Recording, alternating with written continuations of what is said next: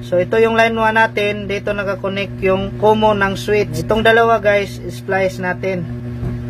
Return 1 ay papunta ng line 1 ng bulb. Ito dalawa guys, splice natin. Return to papunta line 1 ng pangalawang bulb natin. Itong dalawa guys, splice natin.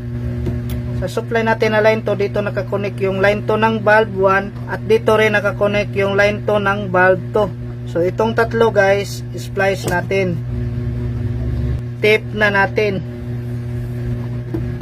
Ikabit na natin yung tugang na switch. So meron tayong jumper dito para masupplyan long pangalawang switch natin.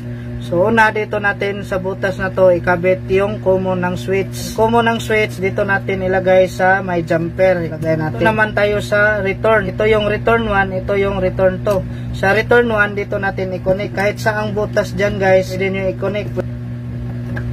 Next ito namang return 2, dito natin i-connect sa pangalawang switch. So kahit saang butas na yan guys, ilagay nyo. On na natin yung circuit breaker. Next, on na natin yung switch 1. At ito namang switch 2.